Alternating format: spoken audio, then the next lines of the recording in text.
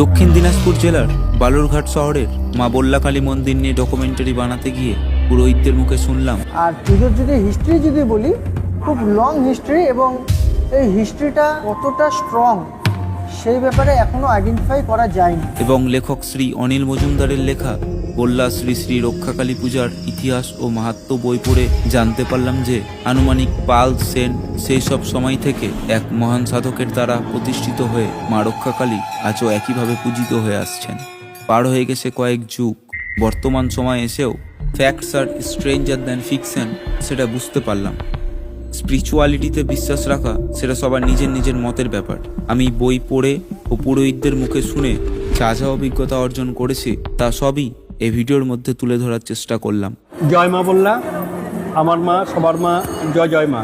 মায়ের আশীর্বাদ সমস্ত পুণ্যার্থীর উপর বর্ষিত হোক, শ্রী শ্রী জগৎজননী শ্রী মায়ের শ্রীচরণে, এটাই আমাদের প্রার্থনা।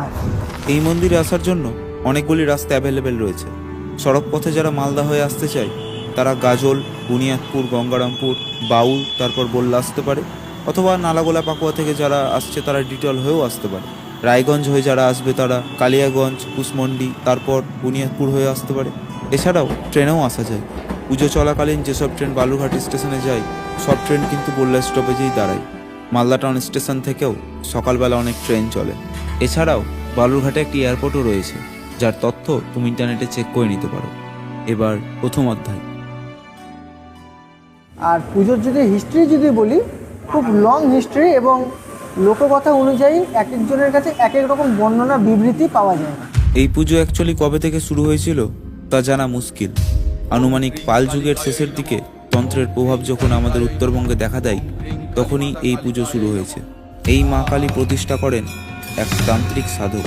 সাধকের সাধনার ফলে প্রতিষ্ঠিত বলে এই মা বললে এত জাগ্রত। তিনিই তন্ত্রমতে পুজো শুরু করেছিলেন এবং বর্তমানে তাই হয়ে আসছে। তারপর অনেক সাধক শক্তি সাধনা, পূজা অর্চনা করে এখানে সিদ্ধি লাভ করেছেন, তাই বল্লা হলো একটি সিদ্ধপীঠ। পাল বংশের পর সেন রাজাদের শাসনে আসে দিনাজপুর জেলা। এরপর বখতিয়ার উদ্দিন খিলজি বাংলা জয় করে এবং দেবকোট মানে বর্তমান গঙ্গারামপুরে রাজধানী স্থাপন করেন। তিনি গঙ্গারামপুর থেকে ঘোড়াঘাট পর্যন্ত একটি রাস্তা নির্মাণ করেন যা হিলি পর্যন্ত যায়। তারপর এক যুগ শেষের পর ইংরেজরা আসে দেশে ব্যবসা বাণিজ্য করতে, আর তার সাথে চলে তাদের শাসন ব্যবস্থা।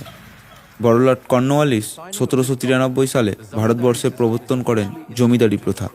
তারপর বর্ধমানের এক জমিদার দিনাজপুরে এসে জমিদারি প্রাপ্ত হন, নাম হরিমোহন গাঙ্গুলি, এবং তার সময় থেকেই আমরা বল্লাকালীর পূজার একটা ধারাবাহিকতা পাই। তখন কিন্তু জ্যৈষ্ঠ মাসেই পুজো হতো। তারপরে 1317 বঙ্গাব্দে কৃষ্ণ গোবিন্দ সরকার মানত করে নিজে 7.5 হাতের কালী পুজো দেন। এরপর 1920 সালে বল্লা গ্রামে কলেরার মহামারী দেখা যায়। তারপর মহামারী থেকে বাঁচার পরে মায়ের যে এই চরণামৃতটা, এরা কিন্তু খুব মাহাত্ম্য রাখে। এই চরণামৃত দ্বারা কি হয় আর কি, সেই চরণামৃত সেই সময় গ্রামবাসীরা খেয়ে মা কিন্তু আশীর্বাদ করেছিল, এবং তার বিনিময়ে গ্রামের যে মরকটা যেটা লেগেছিল সেটা অলৌকিকভাবে সেই মরকটা কিন্তু চলে যায়, এবং তখন সেটা মা মরকাকালী রূপে। তখন বল্লাকালীকে মরকাকালী বলা হতো। এভাবেই অনেক দিন চলার পর বাংলা 1329 সন শ্রাবণ ভাদ্র মাস শুক্রবার হাটের দিন।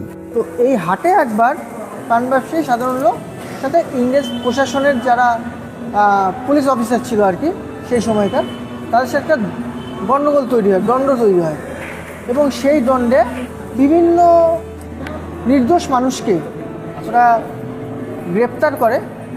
একটা অলৌকিকভাবে সবাই নির্দিষ্ট খালাস পেয়ে গেল। তখন গ্রামবাসীরা ঠিক করলো, যারা যারা মানে মেনলি আর কি কারাগারে ছিল তারা তো আছেই, তার সাথে আরও স্থানীয় বাসিন্দারা মিলে ঠিক করলে মায়ের পুজো দেবে। এখন পুজো দেওয়ার ব্যাপারে দেখা যাচ্ছে যে পাশের গ্রামে রাস পূর্ণিমার একটা বিশাল বড় মেলা হতো। তো রাস পূর্ণিমার মেলা দিলে পরে এই মেলার একটা মানে ঐতিহ্য বলি বা একটা উজ্জ্বলতা বলি সেটা একটু কমজোর হয়ে উঠবে। সেক্ষেত্রে আমরা রাস পূর্ণিমার পরে যে শুক্রবার পড়বে সেদিনই পুজো দেবো। একদিক থেকে কৃষ্ণপক্ষও পড়ে যাচ্ছে, একদিক থেকে মায়ের পুজোটাও হচ্ছে। তখন মাকে কিন্তু এই 7.5 রূপে প্রতিমা তৈরি করে সেই যে পুজোটা শুরু হলো, সেই পুজোটা কিন্তু এখনও চলছে। সেম ডেট, সেম তিথি, সেম সব কিছুতে। মা বল্লার ডকুমেন্টারি বানাতে গিয়ে মন্দিরের পুরোহিতদের থেকে অনেক অলৌকিক ক্ষমতার কথা জেনেছি। হ্যাঁ, কিছুটা অলৌকিক তো আছেই, কারণ এত যখন নিষ্ঠাভাবে পুজোটা হচ্ছে, অলৌকিক ভাব অবশ্যই আছে। কারণ মা বেরোতে চায় না, যখন ঘট বিসর্জন হয়ে যায় মাকে বের করতে হয়, বেরোতে চায় না। অনেক ঘটনা ওনারা ক্যামেরার সামনে এসে বলতে চাননি, শুধু শুনলাম পূজা চলাকালীন তারা এক অন্য জগতের মধ্যে থাকেন, আর এই অনুভূতি শুধু তারাই পেয়েছেন। সেটা মন্দিরের মধ্যে আমরাও আন্দাজ করলাম। আমাকে একজন বললেন, আমার মা মানে এখানে মা এখানেই বিরাজমান, এবং হচ্ছে প্রতিটি ভক্তের ভিতর সে যদি হলো শ্রদ্ধা এবং জলের সাথে দুপুরে জলের সাথে যদি তাকে ডাকে, মা তার আত্মনাদ শুনে সফলতার দিকে নিয়ে যায় তাকে। আর মার এখানে আসতেই হবে, যে কোনো যে রোগ বা যে রোগ, মাকে যদি নিষ্ঠার সাথে যদি ভালোবাসে, মা তাকে সুস্থ নিরোগ করে ছাড়বে।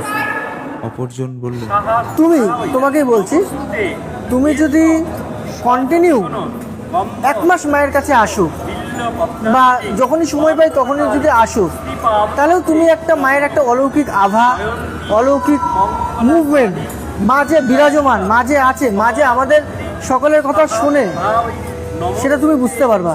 এটা আমাদের বিশ্বাস। এবং আর এক পুরোহিতের মুখে শুনলাম, তারপর আমি পুজো করতেছি, পুজো টুজো করা হয়ে গেছে, মন্দিরের মেন গেটটা বন্ধ ছিল, এই গেটটা খোলা ছিল। হঠাৎ এক ভদ্র মহিলা আমার টাকার গামলাতে হাত দিল। আমি আমার শেষে বললাম, আপনার হাত দিয়ে টাকা দেন কেন? আমাকে বললে তো আমি টাকা দিতাম। তখন বললে এখানে অনেক টাকা, এইভাবে কিছু অলৌকিক ঘটনা অনেক হয়েছে, কিন্তু সেগুলো বুঝতে পারা যায়নি। পরে চিন্তা করলে সেগুলো, হ্যাঁ। আর লেখকের বইয়ে তো প্রায় 31খানা ঘটনার উল্লেখ পেয়েছি, যা ভিডিওতে দেখানো অসম্ভব। আর তিনি লিখেছেনও, সবগুলি এখানে লিপিবদ্ধ করা সম্ভব নয়। তোমাকে জানতে বুঝতে হলে এখানে আসতে হবে। স্পিরিচুয়ালিটিতে যদি তোমার বিশ্বাস থাকে তাহলে এইসব ঠিক আছে, আর না থাকলে তুমি অনেকক্ষণ আগে ভিডিওটা স্কিপ করে দিতে। চেষ্টা করলাম এতগুলো তথ্য সংগ্রহ করে এক ভিডিওতেই কভার করার। এই ভিডিওতে তোমার এক্সপিরিয়েন্স শেয়ার করতে পারো। আর এর আগে মালদা জেলার মানিকড়া মন্দিরকে নিয়ে বানানো ভিডিও ইউটিউবে আপলোড করা আছে। আর আমি যদি কিছু জিনিস মিস করি বা মিস্টেক হয়ে যায়, সেটা তুমি বলতেই পারো। আর তুমি এক্সাইটেড থাকলে নেক্সট ভিডিওতে দেখা হবে অন্য কিছু টপিক নিয়ে। Take rest, peace out. জয় মা বললা, আমার মা সবার মা, জয় জয় মা। সকল পুণ্যার্থীদের 7ই নভেম্বর আমাদের বললা মা রক্ষাকালী পূজার আমন্ত্রণ এবং শুভেচ্ছা রইল। প্রত্যেক ভক্তবৃন্দকে আসার জন্য অনুরোধ করা হচ্ছে।